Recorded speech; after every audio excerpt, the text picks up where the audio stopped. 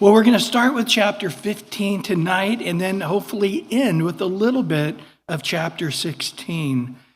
But chapter 13 and 14, remember, were on leprosy, outward disease, rotting things from the outside. And we looked at the outward blemish, and the priest would say, is it go deeper than just the outer portion of the skin? And he had the ability to determine whether what we saw, it was far worse, it was far deeper. And of course, the great thing about chapter 14 is it never was used until Jesus cleansed the lepers. And when Jesus cleansed the leper, you can read it in the Gospels, several times when he cleansed the lepers, he says, now go show yourself to the priest and do what the Bible says as a testimony to God, to them, to the whole world. The Messiah indeed has come. So now tonight, as we are in chapter 15, there still needs to be a cleansing, but it's something personal. It's something internal. It's something that you deal with. You don't go to the priest. You keep it to yourself and you and God. And it is around the sexual life of a person. So in chapter 15, verse 1 through 3, verses 1 through 18 are about bodily discharges that come from a man. And then in verse 19 on, it'll talk about the bodily discharges from a woman. And so in verse 1 through 3, the Lord spoke to Moses and Aaron, saying, speak to the children of Israel and say to them, when any man has a discharge from his body, his discharge is unclean. And this shall be an uncleanness in regards to his discharge, whether his body runs with his discharge or the body is stopped up by the discharge. It is his uncleanness. Now, when it says his body, it's referring to his penis. The Bible is very tactful. God is not rude or crude. Whether it's talking about sex or sexual parts of our body, God is always very, very tactful on how he puts this. But it's a disease. You realize things aren't going correctly. Either things are running and won't stop, or things are stopped up and it shouldn't be. Most people believe this is referring to a sexual disease. And Rucker goes as far to say he believes that this is referring to gonorrhea. So the person is having a disease that's obvious to him and really to him only. It's something that he does. And it's interesting that we are going to discover here that the priest, he doesn't go to the priest for inspection. He does an individual inspection and decide. So the leprosy is sort of a picture of how sin destroys the whole body, isolates us from others, ends fellowship with the community. And this is sort of something happening internally with you that you know is not right. Now, as we go on, we're going to see that he says you're going to have to give a sin offering and a burnt offering. So there clearly is a sense of sin involved here. Remember in Psalm 19:12, David said, who can understand his errors? Cleanse me from secret faults, or faults that only me and God know about. Psalm 51:6 says, behold, you desire truth. Now, not from others, but from me. You want me to be truth in my inward parts, to be honest with myself in my heart. And in the hidden part, you make me to know wisdom. So God, you know all about it. I understand when I'm not honest with myself, when I'm not doing self-inventory and calling what's unclean, unclean, things begin to go wrong. Help me, Lord. And then, of course, Psalm 139, Verse 23 and 24, we know that, right? Search me, O God, know my heart. Try me and know my thoughts, and see if there be any wicked way in me. It may be. Things I'm not calling wicked maybe really are wicked. Things that are sinful, I'm calling gray. I'm not calling so sinful. So if the body is plugged up, stopped, or whether it's running, the status is you're unclean. Now, when a person is unclean with these discharges, he's not isolated like the leper. He still stays in the community, but he has to isolate himself so others are not affected. In verse 4 through 12 now, every bed is unclean on which the discharge lies, and everything on which he sits shall be unclean. Now this again, when you do the math, we're looking at what? It was in the late 1800s, early 1900s, until people understood how bodily fluids had bacteria. A matter of fact, there were some doctors in the Civil War that thought the bloodier you stayed, the more helpful it was when you operated on a person. They didn't even not wash their hands. They believed in the opposite.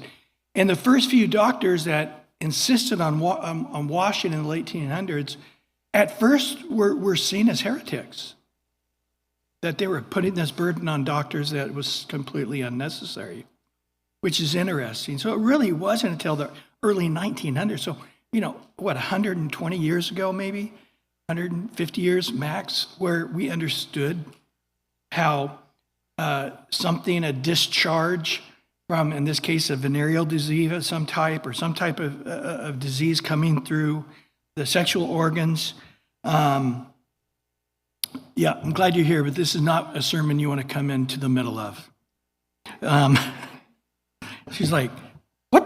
Are we in the Bible now, or where are we at? Are we in a medical book, or we quit doing the Bible? No, we're in the Bible.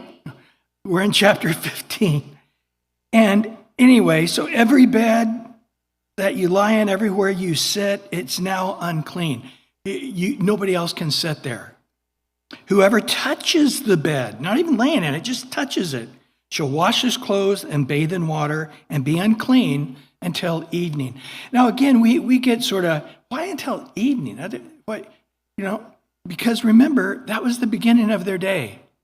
That's the way their brain worked. So finish out your day, and then the beginning of the new day, which is evening and morning, right? Genesis chapter 1, God made the first day, evening and morning was the first day. So evening to evening. So he's saying until the beginning of the new day, then you're unclean, or then you're clean again, if you've just touched it. So in verse 6, he who sits on anything on which he has the discharge set shall wash his clothes, bathe in water, and be unclean until evening. He who touches the body of him who has the discharge shall wash his clothes, bathe in water, be unclean until evening. If he who has discharge spits on him who is clean, then he shall wash his clothes, bathe in water, and unclean until evening. Now, you're like going, man, what is this, downtown New York? Some guy spitting on him? I got a venereal disease, so I'm going to spit on you while I walk by? No, this is the only time this word spit is used in the entire Bible, in the Hebrew. And so it is literally the word spit, but I think in context, I don't think it's saying the unclean person was being crude and spit on you. I think it's talking about the spittle of a person. So, that can happen accidentally in a lot of ways. Somebody sneezes or coughs, or, you're using your teeth to tighten some piece of leather on your saddle or something, and now that spittle is on that community item that you just use your teeth to tighten. So that's what I'm saying. I don't think it meant like he spit on him in disgust. It was just, he got spittle. If the spittle of that person, you go through the same thing. You wash the clothes, bathe in water, and you're unclean till evening. And then in verse 9, any saddle on which he has a discharge ride shall be unclean. He who touches anything that is under him shall be unclean until evening. He who carries any of those things shall wash his clothes, bathe in water, and be unclean until evening. Verse 11, whoever the one who has the discharge touches and has not rinsed his hands in water. Interesting, right there. He shall wash his clothes, bathe in water, and be unclean until evening. The vessel of earth that he has, the discharge touches shall be broken. So if he ate soup out of a bowl, break it. If it's a vessel of wood, it shall be rinsed in water. And so there seems to be three different levels of this. There's the person himself is unclean, and then anything he touches becomes unclean, and then any person who touches him or that object is unclean. So basically, the guy had to isolate himself, right? He couldn't be in the family. He couldn't be at the dinner table. He couldn't be in the living room. He couldn't go to bed with his wife. He was isolated, maybe outside in the backyard, or I don't know how they worked it in those days, but he wasn't living a normal life as long as this flow was going on, stoppage or the running from his sexual organs. Again, I might remind us when we were looking at leprosy, that when the lepers came to Jesus, Lord, if you're willing, you can make me clean. And Jesus touched the unclean person. And so Jesus is an exception to this. We can't make Jesus unclean. Everybody else can make us unclean, but no matter what, you cannot make Jesus unclean. Well, in verse 13 to 15 now, he gives these three verses that we'll see again later, identical for the woman when she's now being considered clean. So the discharge is over, the disease is past, the stoppage or the running is no longer happening. It says there again, he shall count for himself, verse 13, 7 days for the cleaning, washing of his clothes, bathe his body in running water, like at a river, then he shall be clean. So he's doing this all himself. He's judging it himself. He's judging when it started, and he needs to isolate himself. He's judging himself when he thinks it's done, and he can start counting the 7 days. And then he washes his clothes. He decides what that means, and he washes his body in running water. He decides what that means. And then on the 8th day, he shall take for himself 2 turtle doves, 2 young pigeons, and come before the Lord to the door of the tabernacle of meeting, give them to the priest.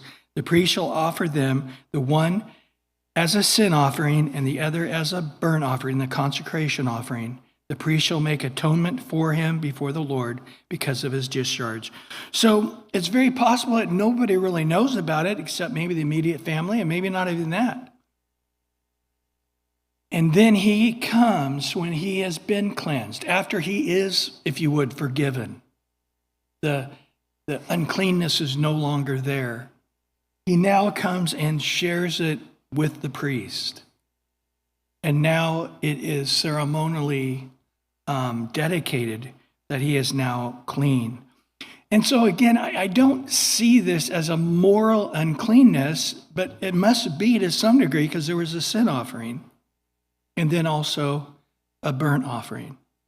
And so maybe it's just to cover the bases, because we're going to find out here in a minute, there's a sin offering again for the natural things. But anyway, verse 16 and 18, more on men's discharges. I know you guys were worried that this was going to end really soon. Nope, we got plenty more, don't worry. Verse 16 to 18. If any man has an emission of semen, and he shall wash all his body in water and be unclean until evening. Now, I would just say at this point, it does not appear that he's talking about the emission of semen in sexual activity with his wife, because that's going to be talked about in a minute. That this is a semen that has come out different from having sex with his wife. So maybe the only 2 occasions I can think of, and that would be a wet dream or masturbation. And so this has happened. And then it says, in any garment, any leather, where there is semen, it shall be washed with water and be unclean until evening.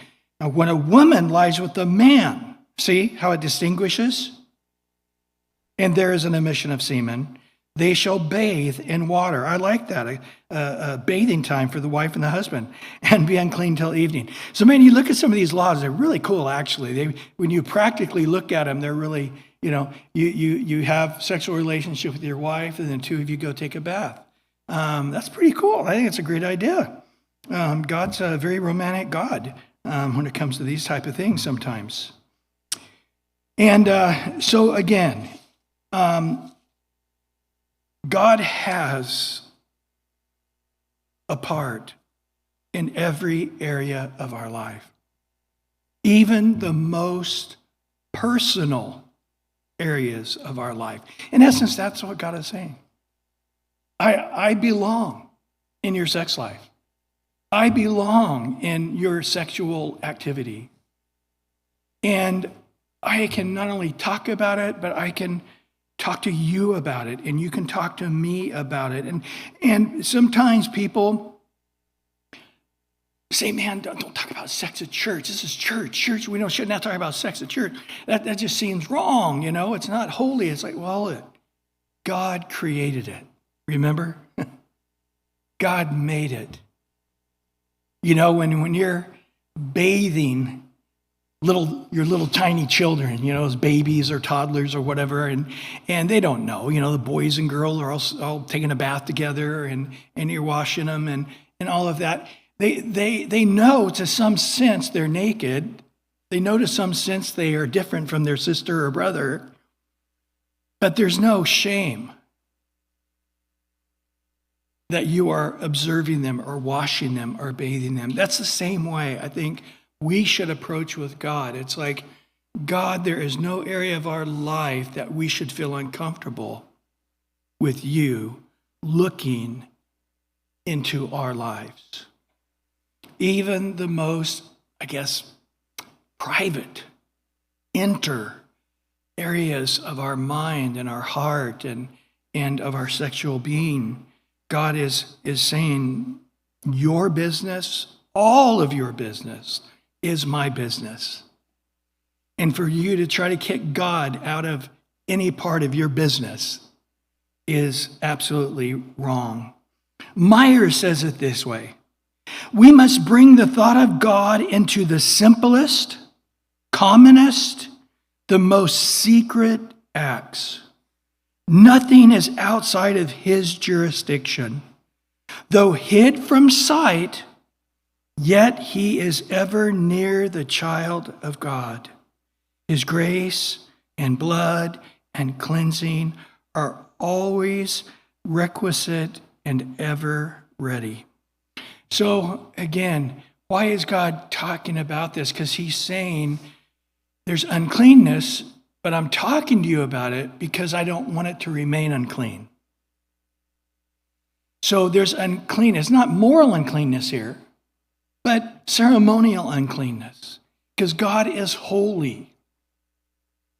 And every part of man is unholy. We're going to talk about that at the end of verse 24. But now let's talk about the discharges of women, going through verses 19 to 30. So the first 18 verses is about the discharges of men, and now verse 19 to 30, that of women. So it starts out talking about just the normal menstrual cycle of a woman. In verse 19, if a woman has a discharge and the discharge from her body is blood, she shall set apart 7 days, and whoever touches her shall be unclean until evening. Everything that she lies on during her impurity shall be unclean. Also, everything that she sits on shall be unclean. Whoever touches her bed shall wash his clothes and bathe in water and be unclean until evening.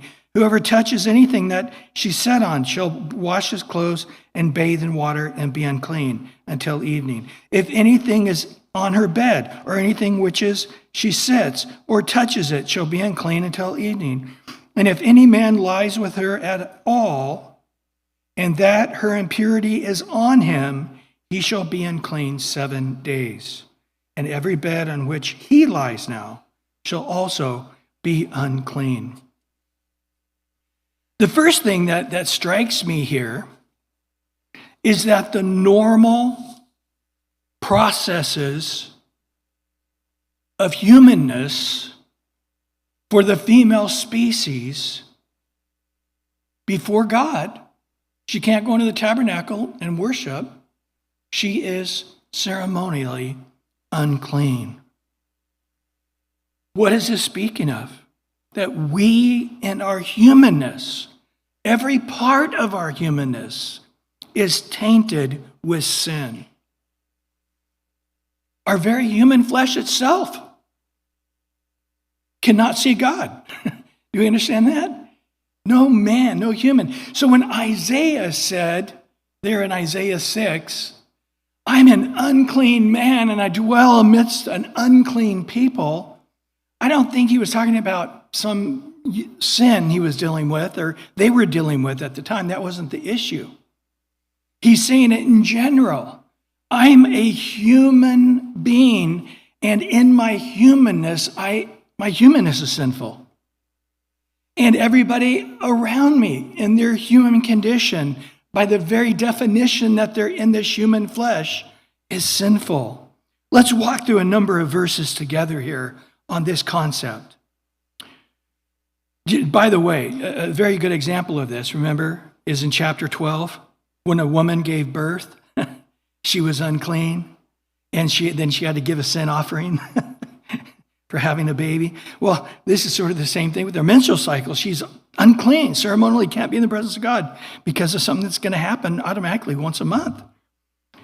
Well, but in Jeremiah 17:9, the heart is deceitful above all things and desperately wicked. Who can know it? Do you see that? Our sinful condition can't even be fathomed by our human mind. Romans 5:12, therefore, just as through one man sin entered the world, death through sin, and thus death spread to all men because all have sinned. So once Adam and Eve sinned in the garden, we automatically have sinned through Adam.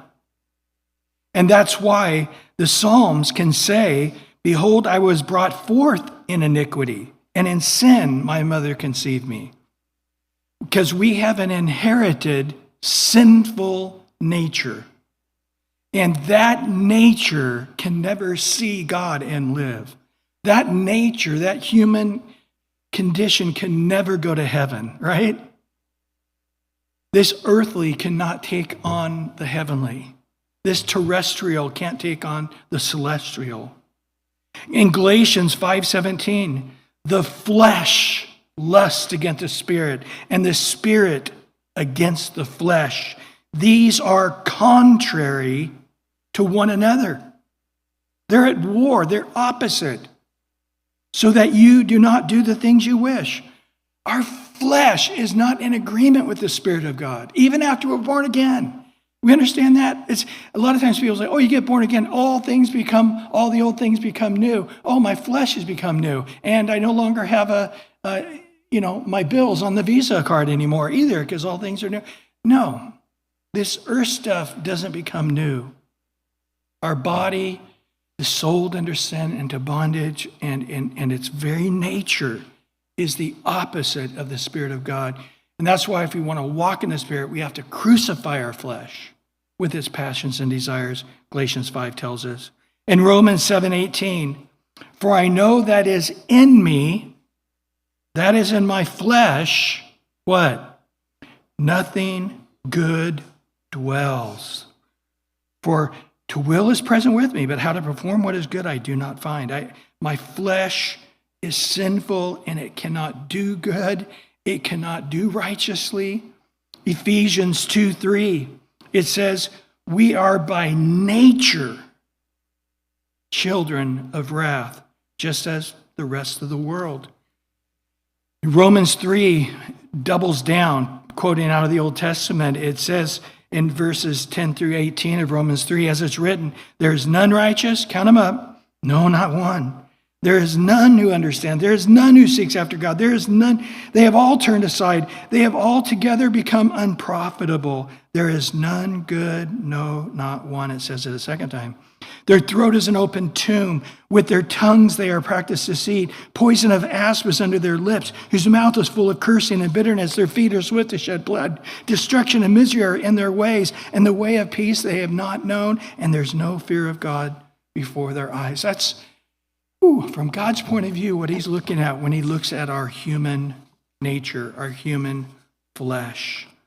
So this doesn't just go to us and our human flesh, but all of creation. The most precious things in all of creation, whether you're looking at the mountains or the trees or the ocean or animals, everything is being tainted through sin entering the world. Everything is not as it could be or should be because sin has entered the world. Look at Romans 8, verse 20 to 23. For the creation was subjected to futility. Even the sense of destruction of sin is felt in all of creation, not willingly, but because of him who subjected it in hope. Because the creation itself also will be delivered from the bondage of corruption into the glorious liberty of the children of God. For we know that the whole creation groans and labors with birth pains together until now. Not only that, but we also who have the first fruits of the Spirit, even we ourselves, what? Groan within ourselves, eagerly waiting for the adoption, what? The redemption of our body. So you look at the garden, or you look at the description of the millennial period for the 1,000-year reign of Christ on the earth. And the lion is laying down with the lamb, and the little toddler crawls over, a little baby crawls over and puts his hand into the hole of the poisonous asp and plays with the snake. And just like in the garden, there was no wild animals trying to kill you. and there was no deers running from leopards or lions or bears or whatever. And so we see it within creation, this striving. And even in the most beauty of creation, we see this viciousness of just the moment of satisfying its hunger, whether it's a lion chasing a gazelle or whether it's, some little lamb trying to cross a river that has alligators in it. Something that is so sweet and beautiful becomes so corrupted immediately. And this is, again, God looking at our flesh, that we are sinful in every part of what we do. We know that about our mouth, right? Remember James, how it describes our mouth? It's just evil, and it's a little spark creating fires. And if a man can control his mouth, he's perfect in all his ways. Well, God sees us in every part of our mind and our body. Interesting here with the woman and her menstrual cycle, even though she sets herself apart for 7 days, there's no washing. Remember how it said before with the guy, you got to wash and then you're unclean until evening? Does not say that here with the woman, interesting enough. But let's just face it, guys. 7 days out of the month, the woman gets a break. No housework. She can't take care of the children. She can't cook. She can't clean. She can't go get water. She gets a break for 7 days. Old God of the Old Testament. He's such a rough guy. No, think about this. And the guy, if he is so horny he can't wait while she's on her period, he can have sex with her, but then he's unclean for 7 days. So he's going to have to give her a break 7 days, either way. If he can't do it while she's on her period, then it's going to be when she's off her period. But he's got to give 7 days of a break. And so what's that do? That basically is again saying that even if you're married, you have to have sexual restraint. You have to have sexual self-discipline. I knew some guys, they were, I won't tell you what church they came from, but they came from a very conservative church. It was a very good church. I loved it. But they took these things literally, not out of law. Like they just like, this is the wisdom of God. If you can sort through it there's wisdom there. So they wouldn't eat lobsters or, they ate pretty much the way it says here. But when it came to this, the wives got a 7-day break every month, just like this says. The kids all had to do the cleaning and the washing and the cooking and they slept in bed together, but they did not have sexual relations whatsoever.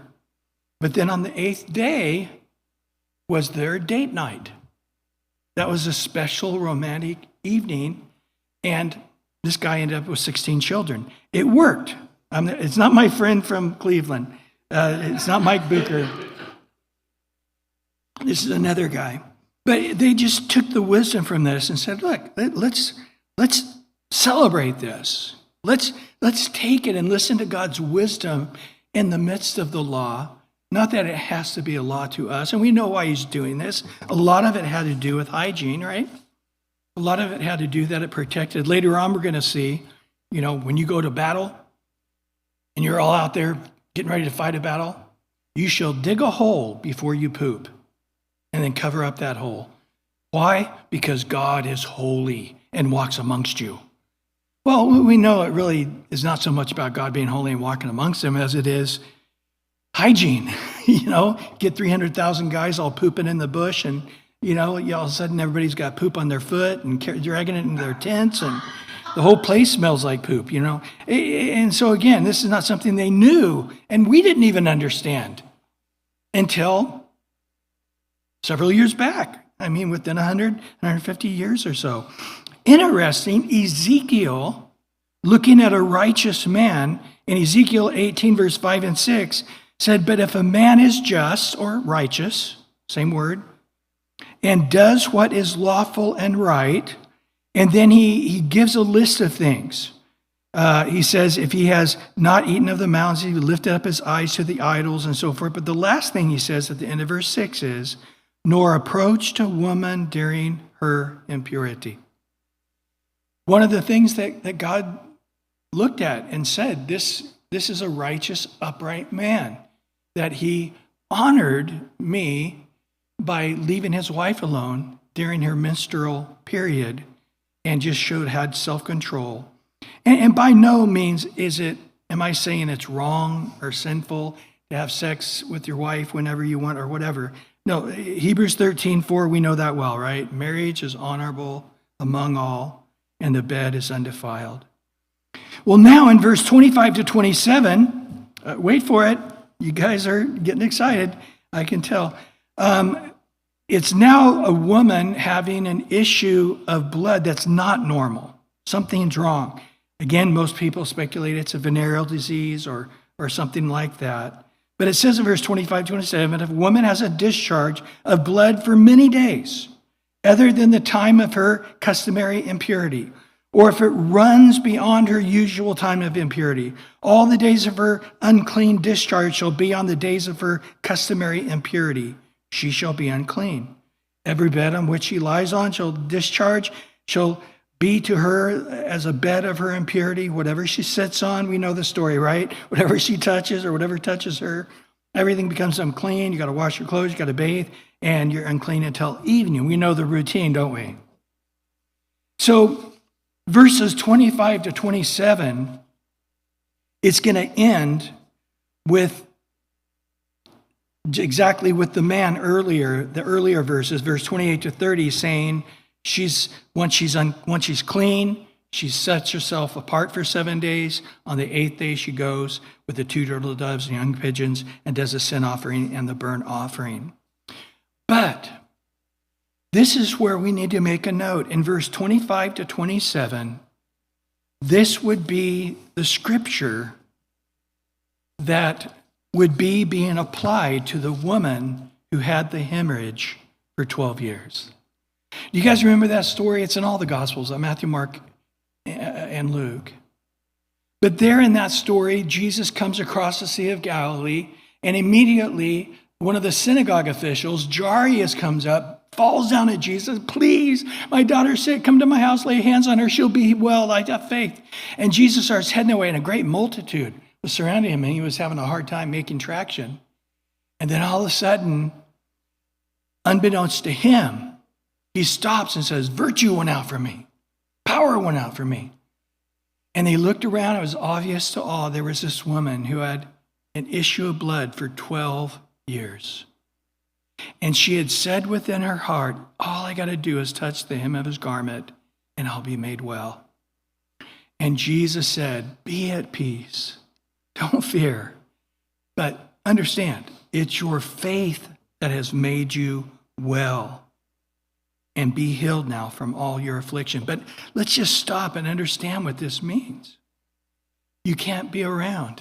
You can't touch. You can't be touched. Very similar to almost leprosy, but you're not isolated into a separate colony. You could still remain in the community, but you had to stay isolated within that community. So she was on the fringes of the community. She couldn't touch or be touched. But once again, she touched Jesus, didn't she? And she knew this is risky business because according to the law, I could make him unclean. But of course, Jesus wasn't made unclean, was he? Instead, she was healed by her faith in touching Jesus. So make a note when you're reading that story in the gospel next. It's coming right here out of Leviticus 15. Now, in verse 31 to 33, we have sort of the final thoughts on these things. Thus you shall separate the children of Israel from their uncleanness, lest they die in their uncleanness, and when they defile my tabernacle that is among them. So I love this. He says, you know this, understand. He's been saying this all along, so you know the difference between clean and unclean. They've gone through all kinds of stuff, haven't we? Sorting those two things out. Unless you come into the tabernacle and you die. Now remember what had just happened in chapter 10, right? These guys were in the tabernacle. I mean, we're not going to understand they even went in the Holy of Holies, but they were a little tipsy. They didn't discern between the unclean and the clean, and they were vaporized. They were burnt to ashes because of that. And God is now saying, if you know you have a issue of uncleanness, nobody else knows, but you know, and all of a sudden you die. Didn't that happen? Those kind of things, even in the New Testament, like with Ananias and Sapphira. You know, Peter had the discernment by the Holy Spirit what was going on. You're lying to God, you're lying to the Holy Spirit. Nobody else knows what's going on, but God knows you know, and now he's revealed it to me, and they killed over dead. And then in 1 Corinthians 11, this is why you're weak, sick, and even some die, because you are not judging yourself, and therefore in not discerning concerning about yourself, you're taking communion in an unworthy manner. And so I want you to be able to discern between what's unclean unless you defile the tabernacle.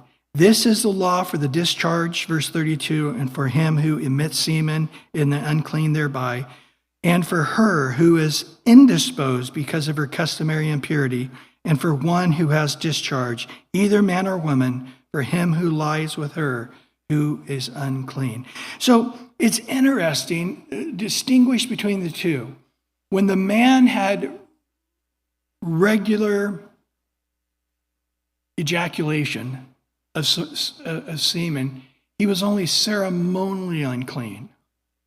But when he had a discharge of some kind of disease, then he had to do the sin offering. After 7 days, on the 8th day, he came into the sin offering and the burnt offering. The woman's regular menstrual cycle made her only unclean ceremonially. But then if she had this disease, then after she was cleansed of that disease, she did the sin offering and the burnt offering on the 8th day in the same way. So it's interesting, again, where people often ask that question, especially when you're ministering amongst the youth, where it's like, well, what is sinful in the eyes of God? And what is his view on masturbation or these kind of things? And the Bible, boy, it goes into so much detail on so many areas, and it just completely leaves those areas out. And as Chuck used to say, when the Bible is silent, I also am silent. But it doesn't appear here that when he ejaculates semen outside of the marriage bed, that he is unclean, needs a sin offering for that. He's just ceremonially unclean. So again, even if you have sex with your wife, which we know is honorable amongst all, and the bed undefiled, but even then, you and your wife both are unclean. So you have sex with your wife, you are unclean, you're to go bathe, both of you guys are to bathe, and then you're unclean until evening, which is pretty great. You know, you just tell the kids, sorry, I can't see you guys until later on tonight once the sun sets. So you sort of get a romantic evening together, you know. It sort of works out nice, separate from the kids. I'm sorry, I'm unclean. See you guys later. That works out pretty nicely. Well, next week, when we think about chapter 10, where Nadab and Abihu die, that's a shocking chapter, very intriguing, mysterious chapter. When we look at chapters 13 and 14 on leprosy and then the cleansing of leprosy, it's one of the most insightful chapters, because this rather unique way of pronouncing the leper who had leprosy clean was, the bowl and the two types of wood and the clean bird and the dead bird and the blood with the bird and the water, and you dip the one bird and he flies away and all of this. And again, I do believe that in the road to Emmaus, when it says Jesus taught from the law and the prophets how Christ must come and die and suffer and raise again, I think all of these things prophesy. But chapter 16 now is the beginning of time of the year. It reboots everything on Yom Kippur, the Day of Atonement. And so, to get ready for that next week, we're going to show the first video only, I think, and then we'll show the other one next week, Josh. So next week in chapter 16, Yom Kippur, awesome chapter, and we're going to watch a little video here to get you thinking in the right direction.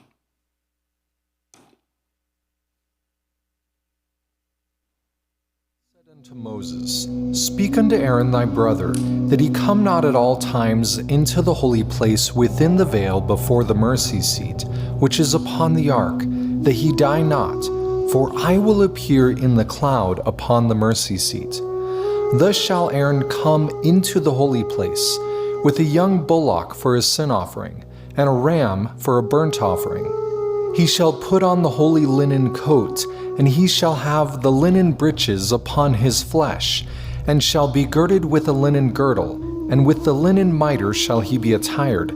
These are holy garments. Therefore shall he wash his flesh in water, and so put them on. And he shall take of the congregation of the children of Israel 2 kids of the goats for a sin offering, and 1 ram for a burnt offering. And he shall take the 2 goats, and present them before the Lord at the door of the tabernacle of the congregation. And Aaron shall cast lots upon the 2 goats, 1 lot for the scapegoat, and the other lot for the Lord. And Aaron shall bring the bullock of the sin offering, which is for himself, and shall make an atonement for himself and for his house, and shall kill the bullock of the sin offering which is for himself. And he shall take a censer full of burning coals of fire from off the altar before the Lord, and his hands full of sweet incense, beaten small, and bring it within the veil. And he shall put the incense upon the fire before the Lord, that the cloud of the incense may cover the mercy seat that is upon the testimony, that he die not. And he shall take the blood of the bullock, and sprinkle it with his finger upon the mercy seat eastward, and before the mercy seat shall he sprinkle of the blood with his finger 7 times. Then shall he kill the goat of the sin offering that is for the people, and bring his blood within the veil, and do with that blood as he did with the blood of the bullock, and sprinkle it upon the mercy seat, and before the mercy seat. And he shall go out unto the altar that is before the Lord, and make an atonement for it, and shall take of the blood of the bullock, and of the blood of the goat, and put it upon the horns of the altar round about. And when he hath made an end of reconciling the holy place, and the tabernacle of the congregation, and the altar, he shall bring the live goat. And Aaron shall lay both his hands upon the head of the live goat, and confess over him all the iniquities of the children of Israel, and all their transgressions in all their sins, putting them upon the head of the goat, and shall send him away by the hand of a fit man into the wilderness. And the goat shall bear upon him all their iniquities unto a land not inhabited, and he shall let go the goat in the wilderness. And he shall wash his flesh with water, and offer his burnt offering, and the burnt offering of the people, and make an atonement for himself and for the people. And this shall be an everlasting statute unto you, to make an atonement for the children of Israel for all their sins once a year.